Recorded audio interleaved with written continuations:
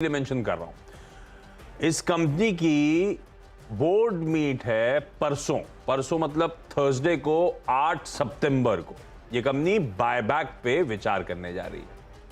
और जब खबर आई थी पहले तो स्टॉक ऑलरेडी एक्शन दिखा चुका है, पर मुझे लगता है एक्यूमुलेशन आना चाहिए उस बायबैक से पहले। तो होपिंग तो आप स्क्रीन पे ऐड करके रखिएगा, रडार पे रखिएगा आज और कल के बीच में।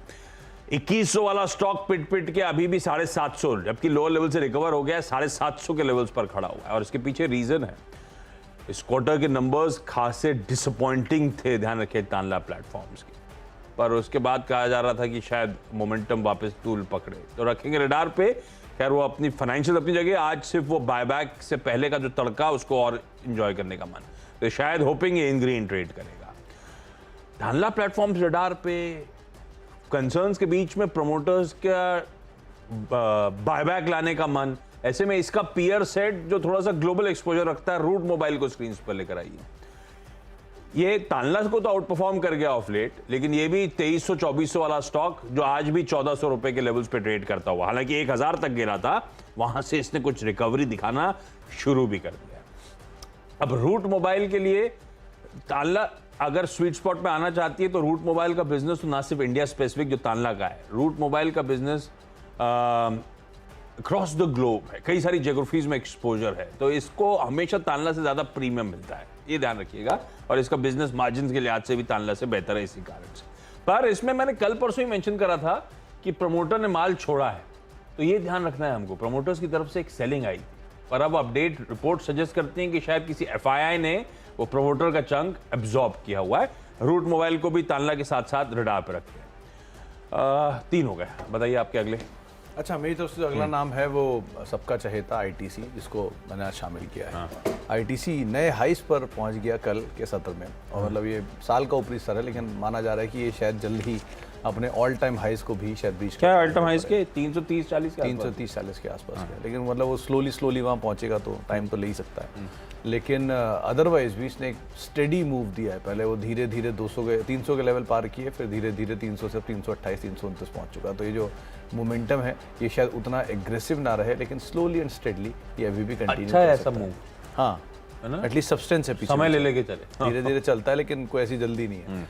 तो ऑब्वियसली बात है, इक्विटी साइज बड़ा, इसकी वजह से थोड़ा धीरे धीरे ही चलेगा, लेकिन अदरवाइज में बढ़िया डिविडेंड यील्ड भी है, स्ट्रॉन्ग मोमेंटम भी है, और न्यूज़ फ्लोज भी है। कई सारी बिहाइंड द डोर्स जो न्यूज़ फ्लोज चल रहे हैं वो अलग इस स्टॉक को क्या मोमेंटम दे सकते हैं। इसके अलावा एक और नाम है, वो है स्पेंसर रिटेल का। आमतौर पर इसकी भी चर्चा होती नहीं है, लेकिन ये गोयनका ग्रुप की कंपनी है, और 2-3 दिन से इसमें काफ़ी मोमेंटम नीचे से गैदर किया है। 80 रुपये के जोन्स में पहुंचा है, ये क्रूशल जोन्स है। अगर ये जोन्स को ब्रीच करके 81-82 के जोन्स के ऊपर ये कामकाज करना शुरू करता है तो शायद ये मोमेंटम से वापस 100 रुपये की रेंज में कहीं ले आ सकता है। 140 रुपये के आसपास के हाइस थे और वहाँ से टूट के नीचे आए। नंबर्स ठीक ठाक हैं, और 2 क्वार्टर से नंबर्स में रिडक्शन भी है, उसके बावजूद ये स्टॉक में थोड़ा सा ईज आउट हुआ है, तो शायद पुल बैक में पार्टिसिपेट कर सकता है। इस पर भी आप नज़र बना कर रख सकते हैं। 6 हो गए, 2 अब आपकी बारी है। मेरे तो 3 बचे हुए हैं, मैंने इसलिए रोक दिया था कि फिर तो एक ही कड़ी के 2-2 मिल जाते। पीवीआर को कल मेंशन करा था सुबह, कल लिया था जब फ्राइडे को अपडेट आया था सोसाइटी, मेरे ख्याल सोसाइटी जनरल ने स्टेक उठाया था। तो पीवीआर में कल बहुत अच्छे मूव्स एंजॉय हुए। थोड़ी सी नॉइज भी बढ़ गई है इस फ्राइडे की रिलीज को लेकर, और उस पर मत जाइएगा, ज़्यादा कैरेड अवे मत होइएगा। उसके देखते हैं किस तरह से डिमांड पिकअप होती है, किस तरह से ऑक्यूपेंसीज बढ़ती हैं, पर वो सब जो डेवलपमेंट्स हैं कि फला रिलीज के चलते बहुत अच्छी बुकिंग, एडवांस बुकिंग, मुझे लगता है थोड़ी सी नॉइज ज़्यादा है इस समय। पर पीवीआर का मोमेंटम पिकअप हुआ, इसमें कोई शक नहीं। ऑफलेट डिसअपॉइंटमेंट्स के बाद पीवीआर अब वो सोसाइटी जनरल के स्टेक लेने के बाद से बढ़िया मूव दिखाना शुरू कर रहा है। होपिंग हो सकता है कल के 4-4.5% की मूव के ऊपर आज थोड़ा सा कंसोलिडेट कर जाए, नॉट नेसेसरली आज ही चले, लेकिन अच्छा लग रहा है। शायद momentum on the way up शायद और पिकअप होगा, नॉट नेसेसरली आज, इसीलिए ऐड करिए। अब पीवीआर मेंशन कर रहा हूं तो अब तो purely rub off in tandem move करना है। 2 कंपनी जो मर्ज होने की तैयारी कर रही है, खैर मर्जर पे शेयर होल्डर अप्रूवल्स के लिए वो मीट शेड्यूल्ड भी है, पर आइनॉक्स को रखिए रडार पे। ये इन टैंडम इसीलिए मूव कर रहा है क्योंकि मर्जर का रेशियो ऑलरेडी डिसाइडेड है, इवेंचुअली वो मर्जर होना है, तो इन टैंडम ही मूव करेंगे। तो पीवीआर के साथ कल तो पीवीआर मेंशन था, वो कंटिन्यू हो गया। आइनॉक्स को सिर्फ आज उसके साथ साथ जोड़ दिया मैंने। वी मार्ट रिटेल अच्छी लगती है कंपनी, कल लेकिन पिटा है। कल एक बड़ा लार्ज ट्रेड हुआ, ज्वालामुखी इन्वेस्टमेंट होल्डिंग्स ने इसमें से 13-14 लाख शेयर्स बेचे। तो इसीलिए वो स्टॉक कल के अच्छे बाजार में भी अंडर परफॉर्म कर रहा था। पर उसके बाद अपडेट आया कि भाई प्लूटस वेल्थ ने ऑलमोस्ट वो पूरा चंक 11.5 लाख शेयर्स के आसपास का एक्वायर कर लिया है, एक्यूमुलेट कर लिया है। तो वी-मार्ट रिटेल होपिंग आज इन ग्रीन थोड़ा सा कामकाज करता हुआ नजर आए। लकीली इनके पास भी आईटीसी स्पेंसर रिटेल जैसे स्टॉक हैं, तो उसका कुछ रबाव मिल जाए तो वी-मार्ट रिटेल इन ग्रीन आज कामकाज करेगा। एक बारी डायरेक्टर साहब जरा पीवीआर आइनॉक्स दोनों का चार्ट साथ में रखिएगा, क्योंकि ये पीवीआर आइनॉक्स का जो मर्जर रेशियो है उसके हिसाब से 10 आइनॉक्स के सामने एक 3 पीवीआर, तो करीब करीब 580 रुपए के आसपास उसमें फेयर वैल्यू जो है वो आइनॉक्स की कहीं बैठते हुए दिखाई पड़ती है, अगर इन दोनों को आप मिलाकर वैसे देखेंगे तो। और 523-24 या 540 की रेंज में कहीं अभी जो आइनॉक्स कामकाज करता है, हाँ 523 पे आइनॉक्स है, तो आप लगा लीजिए अंदाजा, उसके हिसाब से कहीं 580 के आसपास वैल्यू बैठती है। थोड़ा सा पीवीआर अगर कंसोलिडेट हो जाए और थोड़ा आइनॉक्स पिक कर जाए तो रेशियो कहीं मैच करता हुआ दिखाई पड़ सकता है। रेशियो पे आइनॉक्स ने मैच किया भी है, आइनॉक्स ज़्यादा टूट गया था तो उसने कुछ हद तक इसको मैचअप करने के लिए ज़्यादा बड़ा गेन दिया है। अगर आप पिछले 1 हफ्ते या 2 हफ्ते का चार्ट देखें तो ज़्यादा बेटर सिचुएशन क्लियर होगी, लेकिन ये अभी शायद और थोड़ा सा पिकअप बाकी है। तो ये मर्जर की जो अनाउंसमेंट आने वाली, रेशियो की डेट की जो अनाउंसमेंट आने वाली है उससे ठीक पहले यहाँ पर शायद मर्जर और बेटर होता हुआ दिखाई पड़े, तो उस लिहाज से भी आप इसके ऊपर वैसे भी नजर रखेंगे। चलिए एक ब्रेक का वक्त हो गया, ब्रेक के बाद लौट अब देख रहे हैं सीधा सौदा, और अब तक करीब करीब 6 स्टॉक हम दोनों बता चुके हैं। जो अगले 4 स्टॉक्स की बात किया तो उसमें पहला नाम, या फिर इनफैक्ट जो पहले 2 नाम है वो एजुकेशन स्पेस से रिलेटेड है, जहाँ पे कुछ न्यूज़ फ्लोज आ रहे हैं कि पहले तो NIIT और CL एजुकेट, इन दोनों को शामिल किया गया है। एक PM श्री योजना स्कीम के तहत करीब करीब 14,500 स्कूल्स जो हैं उनको डेवलप किया जाएगा, और इनकी जो अपग्रेडेशन है वो अलग किया जाएगा, इनमें मॉडर्नाइजेशन या बेटर मैकेनिज्म फर्दर ऐड किया जाएगा। तो जितने भी एजुकेशन या जो पूरा इंफ्रास्ट्रक्चर प्रोवाइडर हैं इस पूरे स्पेस को लेकर, उनके ऊपर नज़र रखिएगा। आज ये एजुकेशन रिलेटेड स्टॉक्स जो हैं उनमें शायद एक मूव आता हुआ दिखाई पड़ सकता है इस न्यूज़ फ्लो के मद्देनजर। तो CL एजुकेट, NIIT या वो तमाम जो कंपनियां हैं, एप्टेक जैसी कंपनीज जो कि एजुकेशन में इंफ्रास्ट्रक्चर प्रोवाइड कराने का कामकाज करती हैं, या फिर हायर लेवल पे एक स्पेशल एजुकेशन प्रोवाइड कराती हैं, उनके लिए आप नज़र रखिएगा। ये टेक्निकल एजुकेशन प्रोवाइड कराने वाली कंपनीज के ऊपर इम्पैक्ट आता हुआ दिखाई पड़ सकता है। इसके अलावा 2 नाम, उसमें से एक नाम है Gabriel India, auto ancillary space की एक कंपनी है, शेयर अपने हाइज पर कामकाज कर रहा है, साल के ऊपरी स्तरों पर है। एक बढ़िया मूव इसमें हाल फिलहाल में देखने को मिला और एक ब्रेकआउट जैसी स्थिति बनी भी है। उसके बावजूद भी स्टॉक 20 के मल्टीपल पे कामकाज कर रहा है। ऑटो की डिमांड अच्छी है, ऑटो के नंबर्स अच्छे चले हैं, तो ऑटो को फॉलोअप करते हुए ऑटो एंसिलरी भी तेज़ी पकड़ ही रहे हैं और अलग अलग स्टॉक्स में तेज़ी आ रही है। तो उसी के लिहाज से आप गैब्रियल इंडिया पे भी नज़र रखिएगा। शायद जो मूवमेंटम है, जो मूड बना है वो और अभी भी कैरी फॉरवर्ड हो सकता है। और लास्टली टाटा स्टील, क्योंकि लिज ट्रस ये यूके की नई प्राइम मिनिस्टर बनी है, तो वो कंपनी जो कि भारतीय कंपनियां यूके में मेजर एक्सपोजर रखती हैं, उनके ऊपर आप थोड़ा ध्यान रखिएगा कि आज कुछ शायद फेरबदल होता हुआ दिखाई पड़े। कोई नई पॉलिसी, ऐसी कोई भी चीज़ जो कि इंडियन कंपनीज़ के फेवर में आती है तो वो कंपनीज़ के ऊपर इम्पैक्ट आ सकता है। वैसे भी मेटल स्पेस मोमेंटम में और टाटा स्टील बढ़िया तेज़ी में, हायर लेवल से एडजस्टमेंट के बाद इनफैक्ट 1400 के हाइस थे, स्प्लिट हुआ तो 140 रुपये होता है, वहाँ से 40% ऑलरेडी साफ़ हो चुका है, तो थोड़ा बहुत मोमेंटम गैदर कर सकता है। तो उसके हिसाब से आप नज़र रखिएगा। कल सर्वेंद्र से मेरी बातचीत जब हो रही थी शो में, तो भी उन्होंने कहा कि 98 का क्लोज स्टॉप लॉस लगा के आप इन पोजीशंस को लॉन्ग साइड पे देख सकते हैं। तो टाटा स्टील अदरवाइज भी आप ध्यान पे रख सकते हैं। टैक्स कट्स वगैरह की यूके में तैयारी होगी। लिज ट्रस बोले ना, ट्रस लिज ट्रस ने अपने कैंपेन में कह रखा है कि भाई कॉस्ट ऑफ लिविंग इंप्रूव करना है, टैक्स कट्स, यहाँ से कोई फर्दर टैक्स इंक्रीज नहीं होंगे, ये सब मेंशन्ड है। कोई एनर्जी राशनिंग नहीं होगी। कैसे करेंगी जब वो देगा ही नहीं गैस? तो कैंपेन अलग होता है, कैसे डिलीवर होगा आप देखना होगा, लेकिन फाइनली एक लीडरशिप वहाँ पे क्लैरिटी आती हुई यूके में। नहीं, वहाँ पे ये मुद्दे रहते हैं, हमारा तो अलग अलग मुद्दे रहते हैं बाकी।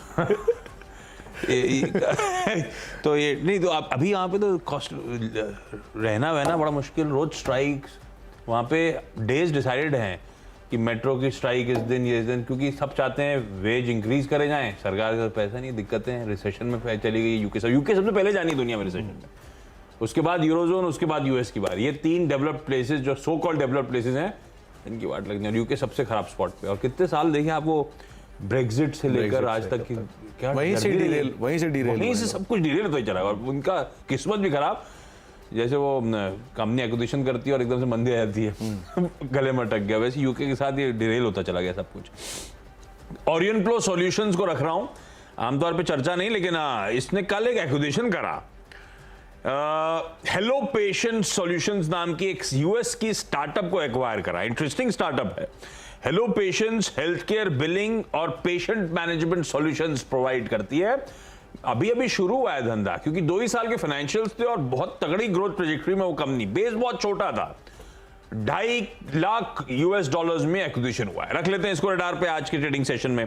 इसके अलावा जुबिलेंट फूडवर्क्स के नए सीईओ एमडी साहब, जो नाम अनाउंस हुआ था वो समीर खेत्रपाल, उन्होंने कल से पदभार संभाल लिया है और है इलस्ट्रियस पास्ट समीर जी का। आपको याद होगा जब जुबिलेंट फूडवर्क्स के पुराने सीईओ गए थे तो कैसे स्टॉक डीरेट हुआ था, तो कुछ हद तक लॉस ग्राउंड गेन किया है और इनका इलस्ट्रियस पास्ट थोड़ा सा भरोसा बढ़ाएगा। पिछले 6.5 साल अमेजॉन के साथ, Amazon fresh, Amazon food, Amazon pharmacy, ये सब businesses launch, scale up, ideate करना सब इन खेत्रपाल साहब का काम था। रिलिंगटन, कल एप्पल का वो इवेंट, वो much talked about, much publicised event कल शेड्यूल्ड है। पता नहीं क्या क्या लॉन्च, लेकिन मोस्ट इन ऑल प्रोबेबिलिटी सब आईफोन 14 की तैयारी तो कर ही रहे हैं, तो वो और भी कुछ प्रोडक्ट लॉन्च हैं। तो रेडिंगटन जो कि डिस्ट्रीब्यूटर है, रडार पे रखते हैं उसको, होपिंग इन ग्रीन थोड़ा सा कामकाज करे। और सिंजीन इंटरनेशनल लाल में है। अभी कुछ देर बाद यतिन जुड़ेंगे भी तो बताएंगे आप लोगों को भाई कि बायोकॉन इन मोस्ट प्रोबेबली आज एक लार्ज ट्रेड के जरिए सिंजीन में अपना कुछ स्टेक बेच सकता है और शायद वो कल की क्लोज से 5% के आसपास का डिस्काउंट हो। अब इसमें ज्यादा इंपॉर्टेंट मेरे लिए क्या जानना है कि किस तरह की डिमांड आ रही है उस बुक को लेकर, वो क्लैरिटी देगी आपको कि स्टॉक का बिहेवियर क्या होगा। सुन लीजिएगा, इसको रेड पे रख रहा हूं, रेड बट ऑब्वियस है, पर वो डिमांड के बाद पता चलेगा, उस कमेंट्री के बाद, कि ये 5% के बाद और फिसलने की तैयारी करने वाला है, 5 के बाद घूम जाएगा। तो देखते हैं, वो आगे आगे चर्चा भी होगी स्टॉक पे डिटेल में। लेकिन सिंजीन आज के लिए रेड। क्विकली छोटा सा ब्रेक के उस पार टीम्स का एक क्विक रैप अप। चलिए, ब्रेक के बाद आपका स्वागत है। मेरी 10 की टीम आप लोगों की स्क्रीन पर आएगी। एनटीपीसी एक्विजिशन कंप्लीशन के चलते तानला अपनी बोर्ड मीट बायबैक में उससे पहले रब ऑफ रूट मोबाइल को लेकर पीवीआर कंटिन्यू कर रहा हूं, आइनॉक्स हाथ में रख दिया। वीमार्ट रिटेल लार्ज ट्रेड हुआ है, प्लूटस ने एंट्री करी है, लेकिन एक बड़े फंड ज्वालामुखी ने आउट एग्जिट भी करा है, जरा वॉच आउट करेंगे। इन ग्रीन रखते चल रहा हूं कल, क्योंकि प्रेशर में था। Orion pro acquisition, Jubilant FoodWorks नए सीईओ साहब, रेडिंगटन, एप्पल का कल वो इवेंट, और इकलौता रेड में वो सिंजीन इंटरनेशनल, जिसमें आज शायद एक लार्ज ट्रेड जिसमें बायोकॉन अपना स्टेक कुछ हद तक पेयर ऑफ करेगा। तो मेरी तरफ से नाम है, उनमें सभी के सभी आपको हरे निशान में दिखाई पड़ेंगे, जहां पर न्यूज़ फ्लोज का इम्पैक्ट है। सबसे पहला नाम है फोर्स मोटर कंपनी की, जो सेल्स के नंबर्स हैं, इसमें एक्सपोर्ट के नंबर्स कंपनी के डबल हुए हैं, उसके मद्देनजर उसको चुना है। नारायण हुदाल ने एक नया एक्विजिशन किया है बेंगलुरु में 200 करोड़ रुपए के आसपास का। वेरेंडा लर्निंग की कंपनी की एक बोर्ड मीटिंग है फंड रेजिंग को लेकर 14 सितंबर को। डिलीवरी में यहाँ पर फंड एक्शन है, एसबीआई म्यूचुअल फंड की तरफ से हिस्सेदारी खरीदी गई है। आईटीसी स्पेंसर रिटेल मोमेंटम के चलते इनको चुना गया है। आईटीसी वैसे भी साल के नए ऊपरी स्तरों पे कामकाज कर रहा है। एनआईटी सीएल एजुकेट, जहाँ पे पीएम की एक नई स्कीम है अपग्रेडेशन, कई सारे एजुकेशन इंस्टीट्यूट्स को लेकर या कॉलेजेस को लेकर, तो उसका इम्पैक्ट देखने को मिल सकता है। गैब्रियल ऑलरेडी मोमेंटम में है, नए साल के ऊपरी स्तरों पर है। और टाटा स्टील, जहाँ पर एक बड़ा फेरबदल हुआ है यूके के अंदर, तो उसका शायद इम्पैक्ट देखने को मिल सकता है, तो उस लिहाज से आप यहाँ पर नजर रखेंगे।